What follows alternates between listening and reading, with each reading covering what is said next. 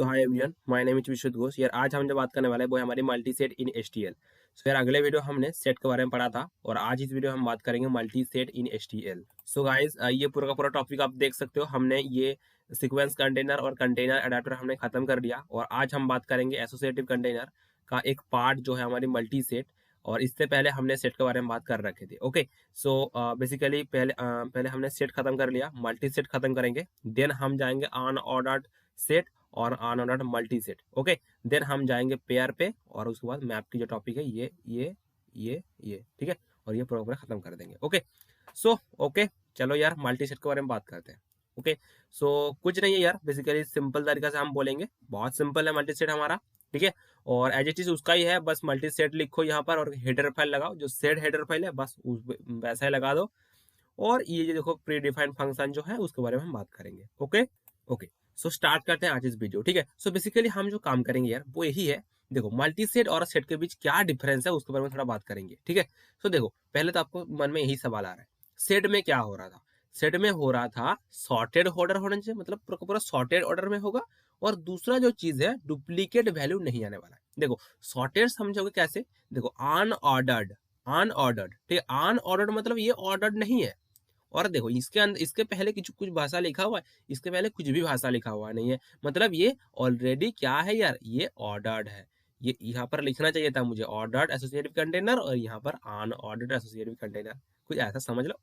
सही है, रूल्स के मतलब हमारे पढ़ाई के हिसाब से सही है। मतलब अगर मैं बात करूँ वेबसाइट वगैरह तो यहाँ पर वैसा ही लिखना है, मतलब रहा है कि भाई एसोसिएटिव कंटेनर ये है, अनऑर्डर्ड एसोसिएटिव कंटेनर ये हमारे पास है। ओके, सो ये कुछ गलती नहीं है। ओके, कोई बात नहीं, पर आप समझ लो ऐसा। ठीक है, आया बात समझ में? तो सेट में क्या हो रहा था? सेट में ये हो रहा था, आपका पूरा पूरा सॉर्टेड ऑर्डर में हो रहा था।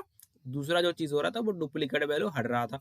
मल्टी सेट में यही होने वाला है। मल्टी सेट में जो काम होगा यार वो ऐसे होगा, आपका जो सॉर्टेड ऑर्डर में ही आने वाला है, पर दूसरा जो चीज है, जो अगर डुप्लीकेट वैल्यू आने वाला, अगर मान लो 10 बहुत बार आया है, तो क्या होने वाला है यार, जो 10 आपका बहुत बार आया ना, तो 10 आने वाला है। ठीक है, तो यहाँ पर डुप्लीकेट वैल्यू भी आएगा और दूसरा है आपका सॉर्टेड भी होगा। ओके, मतलब दोनों रूल्स वो फॉलो कर रहा है। ओके, सो चलो यार कोड ब्लॉक्स। सो गाइस, पूरा पूरा देख लो। ठीक है, बस हेडर फाइल लगाया, सेट हेडर फाइल और मल्टी सेट एस ले लिया। और देखो यार 10 यहाँ पर है, यहाँ पर 10 है, 20 20 30 30, यहाँ पर बहुत सारा एलिमेंट हमने लिख रखे हैं। ठीक है, अगर मैं इसको रन करूंगा सो बेसिकली क्या आने वाला है हमारा, अगर मैं रन करूंगा सो देखो ये पूरा पूरा हमारी 11th एलिमेंट है इसके अंदर, तो पूरा पूरा आ रहा है। ठीक है, अगर मैं यहाँ पर एक सी आउट स्टेटमेंट लगाऊं कि भाई इसका साइज अगर मैं पता करूं, सो ऑब्वियसली जैसा हमने सी आउट किया ऑब्वियसली वैसा ही आने वाला है हमारा। ठीक है, अगर मैं इसको करूँ सो ऑब्वियसली हमारा क्या आने वाला है यार, 11 आने वाला है। ओके, सॉरी 12th एलिमेंट है, हम रियली फॉर सॉरी, हाँ जी हाँ जी हाँ जी, 12th एलिमेंट है, सो ऑब्वियसली आपका यहाँ पर 12th आने वाला है। ओके, आया बात समझ में?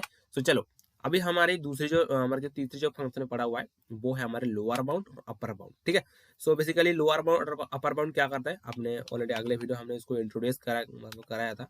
ठीक है, सो बेसिकली वो क्या है यार, जो लोअर बाउंड और अपर बाउंड है बेसिकली वो एक इटरेटर रिटर्न करता है, जिस लेट से वो आई मान लो। और क्या करेंगे यार, लोअर बाउंड। ठीक है, लोअर बाउंड, और इसके अंदर मैं क्या करूंगा, इसके अंदर मैं कुछ भी भेजूंगा। लेट से वो अगर मैं 30 भेजता हूँ तो बेसिकली ये जो काम करता है यार, वो बेसिकली ऐसा काम करता है, आपका लेस देन और इक्वल्स टू ऐसा काम करता है। अगर आपको देखो बेसिकली क्या करता है, ये 30 अगर आपको मिल गया ना, देखो इसके अंदर 30 एग्जिस्ट कर रहा है, तो बेसिकली क्या करेगा, अगर आपका 30 एग्जिस्ट कर रहा है, ये आपको 30 देने वाला है। ठीक है, अगर आपका 30 एग्जिस्ट कर रहा है तो आपको 30 ही देने वाला है। अगर मान लो 30 एग्जिस्ट नहीं कर रहा है तो बेसिकली क्या करेगा, उससे बड़ा और नियरेस्ट।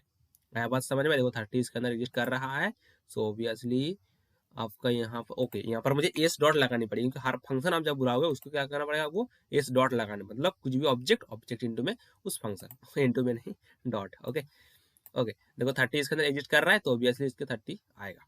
ओके, आया बात समझ में? देखो अगर 30 एग्जिस्ट नहीं करेगा तो 35, अगर मान लो 35 एग्जिस्ट नहीं कर रहा है इसके अंदर, तो बेसिकली क्या आने वाला है, 30 से बड़ा जो एलिमेंट, 30 से बड़ा कौन सा है, 30 से बड़ा ऑब्वियसली आई थिंक मुझे लग रहा है 50 है। सो ठीक है, सो आपका आंसर ऑब्वियसली 50 ही है, 50 आने वाला है। ओके, अगर इसके अंदर एलिमेंट आपका मिला नहीं तो उससे बड़ा और नियरेस्ट आपको आने वाला है। ठीक है, सो हो गया आपका जो लोअर बाउंड है। अभी बात करेंगे अपर बाउंड। अपर बाउंड, तो बेसिकली अपर बाउंड में ये इक्वेशन आपको हटानी पड़ेगी। क्या होता है इसके अंदर, आपका उससे बड़ा, अगर आपने 35 सर्च किया सो बेसिकली क्या होगा, 35 से बड़ा एलिमेंट आने वाला है। आया बात समझ में, 35 से बड़ा एलिमेंट आपको आने वाला है। सो ओके ऑलराइट गाइस, 35 से बड़ा एलिमेंट जो है हमारी 50 है, तो 50 आने वाला है। अगर मान लो इसके अंदर हमने एक एलिमेंट सर्च किया, लोअर बाउंड आपको उसको पता लगाने हो, तो बेसिकली अगर मान लो हमने 50, ठीक है, तो बेसिकली क्या होगा, 50 इसके अंदर देखो एग्जिस्ट कर रहा है, पर वो क्या करेगा, 50 से बड़ा, वो 50 नहीं देगा, 50 से बड़ा एलिमेंट देगा। आया बात समझ, तो उससे 50 से बड़ा आने वाला है, तो बेसिकली इसके अंदर को 50 से बड़ा जो है हमारे पास 70 है, तो आपका OBS 70 आ गया। ऑल राइट गाइस, तो आई थिंक आपको ये पूरा का पूरा समझ में आ रहा होगा, ठीक है। सो हमने अच्छी तरह से ये डेमो दे दिया। अभी अगर मैं इंसर्ट फंक्शन को बुलाऊं, सो इंसर्ट जो फंक्शन है हमारे बेसिकली इसके अंदर अगर मैं 200 दे दूं, तो बेसिकली क्या आने वाला है, अगर आपने 200 दे दिया, सो ऑल राइट, आपका देखो इसके अंदर लास्ट में 200 जुड़ गया। ओके, सो अभी बात करेंगे यार हमारी फाइंड फंक्शन, ठीक है। हमारे पास जो है हमारे फाइंड फंक्शन, सो अगले वीडियो हमने फाइंड फंक्शन के बारे में हमने बात किया था, और वहाँ पर थोड़ा कम ही मैंने बात किया था। आज इस वीडियो में थोड़ा उसके बारे में ज़्यादा मैं बात करूँगा कि वो बहुत ही इंपॉर्टेंट एक फंक्शन है। ओके, बेसिकली जो फाइंड फंक्शन है वो भी एक इटरेटर ही रिटर्न करता है। सो बेसिकली मान लो एक एलिमेंट इसके अंदर एग्जिस्ट कर रहा है या नहीं, लेट्स से मैं मान लो एक एलिमेंट अगर मैं बात करूँ 20, ठीक है। सो बेसिकली अगर मैं बोलूँ कि भाई 20 इसके अंदर एग्जिस्ट कर रहा है या नहीं कर रहा है, उसके बारे में बात करूंगा। मतलब 20 इसके अंदर एग्जिस्ट कर रहा है या नहीं कर रहा है, तो बेसिकली मैं क्या करूंगा, तो फिर मैं फाइंड करूंगा, ऑब्वियसली मैं फाइंड करूंगा, तो इसीलिए मैं एक फाइंड फंक्शन बुलाऊंगा। सो मैं क्या करूंगा, एक इफ कंडीशन लगाऊंगा, इफ के अंदर क्या लिखूंगा, एस डॉट फाइंड, ठीक है, सॉरी, एस डॉट फाइंड। सो ये फाइंड फंक्शन बेसिकली क्या करेगा, इसमें ढूंढेंगे कुछ भी, ठीक है। अगर आपका एलिमेंट मिल गया सो कुछ लिखेंगे, अगर एलिमेंट आपका नहीं मिला तो उसके अंदर कुछ लिखेंगे। ओके, सो क्या होता है रूल, इसमें ना थोड़ा आपको गड़बड़ लगेगा, और इसीलिए मैंने इसको इस एग्जांपल को लिया, ठीक है। ओके, मुझे एक बहुत गलती लगता है, मैं जब पढ़ाई कर रहा था मतलब जब पढ़ाई करते थे उस टाइम, जब मैं फर्स्ट ईयर में था, सो बेसिकली उस टाइम मुझे थोड़ा गड़बड़ लगता था, इसलिए मैंने आपको ये बोलूंगा, ठीक है। सो बेसिकली देखो क्या लिखा मैंने, एस डॉट फाइंड, ठीक है, इसके अंदर मैं कुछ भी एलिमेंट लेता हूँ, इसमें 11 लेता हूँ, ठीक है। सो बेसिकली एक रूल्स याद रखो, इसके अंदर क्या हो रहा था फाइंड फंक्शन में, अगर आपका एलिमेंट मिल गया तो आपको वही एलिमेंट मिलने वाला है, ठीक है। अगर आपका एलिमेंट मिल गया तो आपको वही मतलब आपका आंसर आने वाला है।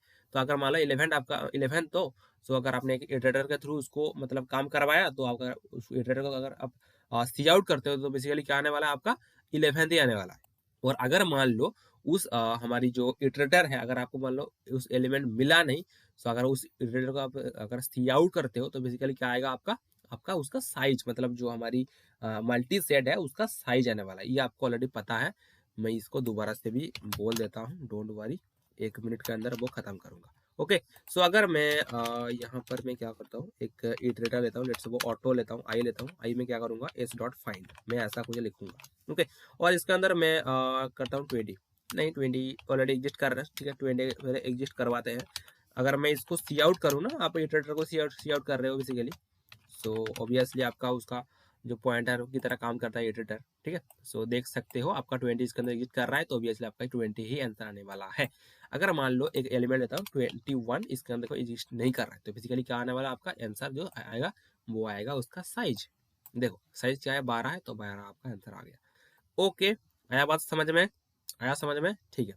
यहाँ पर मैं एक काम करूंगा, पूरा का पूरा समझ में आ गया। अगर मैं यहाँ पर एक सी आउट स्टेटमेंट लगाऊं कि भाई मैं एक इटरेटर लेता हूँ, लेट्स से वो आई, और आई में क्या करूंगा, मैं एस डॉट एंड रखूंगा, एस डॉट एंड रखूंगा।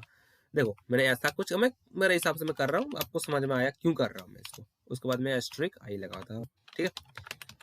क्या मैं देखो अगर मैं इसको रन करूंगा तो क्या आंसर क्या आने वाला है, आई की वैल्यू क्या है एंड में, ये पूरा मतलब लास्ट की, मतलब आई की वैल्यू क्या आने वाला है, मतलब ये आई की बात कर रहा हूँ मैं, तो फिर ऑब्वियसली 12 आने वाला है। देखो पक्का 12 आ रहा है। ओके ओके, सो फिर क्या हो रहा था, अभी मैंने क्या बोला आपको, आपको मैंने यही बोला ना, अगर एलिमेंट देखो फाइंड फंक्शन की बात करूंगा अभी, ठीक है, सब कुछ भूल जाओ अभी। फाइंड फंक्शन में मैं क्या बोल रहा हूँ आपको, आपको मैं यही बोल रहा हूँ, अगर एलिमेंट मिल रहा है, अगर आपका एलिमेंट मिल रहा, अगर मान लो आपने सर्च किया 11, तो अगर मिल रहा है तो आपका आंसर 11 आने वाला है। अगर आपका एलिमेंट नहीं मिल रहा है तो आपका क्या आने वाला है, बेसिकली उसका साइज, ऐसा कुछ हो रहा है। सो अगर मैं ऐसा लिखता हूँ एस डॉट एंड, तो इसका मीनिंग क्या हुआ, इसका मीनिंग यही हुआ ना जो लास्ट वाला, ठीक है ना। मतलब देखो अगर आपका एलिमेंट नहीं मिलेगा तो इसके इक्वल, अगर आपको अगर मान लो 21 इसके अंदर मिलेगा नहीं, 21 अगर नहीं मिलेगा तो बेसिकली क्या आंसर आएगा, इसका पूरा का पूरा साइज, साइज मतलब क्या, एस डॉट एंड। आया बात समझ में? तो इसी यहाँ पर आप क्या करोगे, यहाँ पर एक कंडीशन लगाओगे नो। आया समझ में? आया बात? ठीक है, आपको ऐसा लिखना पड़ेगा और इसके अंदर आपको क्या करना पड़ेगा यार, इसके अंदर बस इसके अंदर सी आउट करो, यस। ठीक है, सो ये कंडीशन थोड़ा याद रख दो। ठीक है, बस वही रूल्स है, कुछ मतलब सच कुछ आप है नहीं, बहुत सिंपल तरीके से मैंने बोला। 21 इसके अंदर एग्जिस्ट नहीं कर रहा है, तो आपका आंसर क्या आने वाला है, नो। ओबियसली नो फाउंड ही आने वाला है। अगर मैं यहाँ पर 11 करता हूँ तो ओबियसली इसके अंदर एग्जिस्ट कर रहा है, तो यस ओबियसली। ठीक है, ओके। सो आई थिंक समझ में आ रहा हो आपको। ओके, यहाँ पर एक आपको एक डाउट तो हो रहा होगा कि भाई देखो, अगर मैं यहाँ पर साइज लिखता हूँ एस डॉट साइज, अगर मैं लिखूँ S dot size, so basically देखो यार, ये भी इटरेटर है, ये वाला भी क्या है, एक बेसिकली क्या रिटर्न करता है, इटरेटर रिटर्न करता है। और ये भी क्या करता है, ये भी एक इटरेटर रिटर्न करता है। अगर आप यहाँ पर साइज लिखते हो ना, अगर आप यहाँ पर साइज लिखते हो ना, तो बेसिकली देखो क्या होने वाला है, ओबियसली एरर आना चाहिए। ओबियसली आपका एरर भी आ गया है, देख लो एरर आ गया है। ठीक है, सो आपको ऐसा नहीं करना है। ठीक है, आपको यहाँ पर एन ही लिखना होगा। ठीक है, ओके। आई थिंक आपको पूरा का पूरा समझ में आ गया होगा। S dot find 11 two s dot and, आपको ऐसा लिखना पड़ेगा। ओके, सो आई थिंक देखो ऐसा लिखोगे तो पक्का सही होगा। यहाँ पर और भी अगर कंडीशन की बात करूँ, आप खुद ही कुछ ट्राई करना, कुछ यहाँ पर कुछ देकर ट्राई करना, एंड की बात करो, कुछ भी ट्राई करना, देखना आपको कुछ कहीं ना कहीं आपका फॉल्ट होने वाला है, और जब फॉल्ट आ जाएगा आपको समझ में आ जाएगा। ओके, चलो आज वीडियो यहाँ पर समाप्त कर दो, अगले वीडियो हम बात करेंगे अनऑर्डर्ड सेट। ओके।